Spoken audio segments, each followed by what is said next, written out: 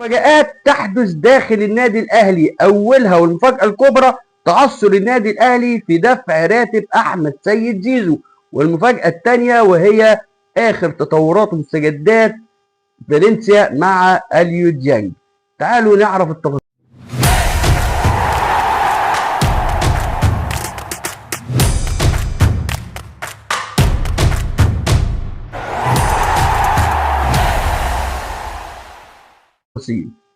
أول حاجة والمفاجأة الكبرى واللي أشيعت على مواقع السوشيال ميديا من إخواتنا البعدة، وهي إشاعة إن أحمد سيد زيزو ليه راتب 4 شهور أو 3 شهور عند النادي الأهلي.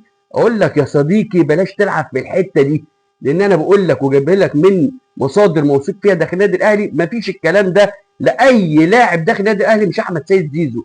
مفيش، رغم الازمه او نسبيا يعني الازمه الماليه اللي بيمر بيها النادي الاهلي، فانسى ان في لاعب داخل النادي الاهلي ليه مرتب ناقص عند النادي الاهلي.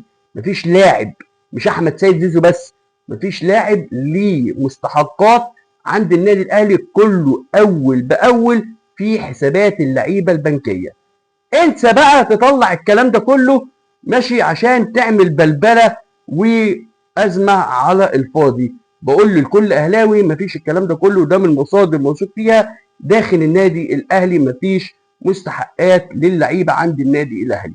الحاجه الثانيه بقى وهي مفاجاه كبرى عند فالنسيا مع اليو ديانج. كان في اجتماع امبارح مع مسؤولي النادي او مسؤولين او وكيل اليو ديانج مع مسؤولين فالنسيا الاسباني بعد التطورات الاخيره اللي حصلت والكلام اللي طلع فالنسيا شال ديانج من حساباته، ولكن الكلام ده مش بالتفاصيل. من الاخر كده فالنسيا بيبدا يشيله بس بالطريقه، بيرخم عليه. الجلسه اللي حصلت امبارح مع وكيل اللاعب ان اتقال له ان في شرط هيتحط في عقد اليو ديانج، لو تم الموافقه عليه من اليو ديانج خلاص اليو ديانج موجود. وهو ايه؟ وهو استقطاع 50% من راتب اليو ديانج اذا فالنسيا هبطت للدرجه الثانيه.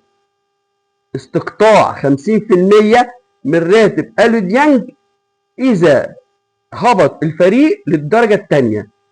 ده الشرط الوحيد. لو وافق عليه ديانج، اليو ديانج الموسم الجاي في فالنسيا، لو رفض يبقى خارج حسابات فالنسيا.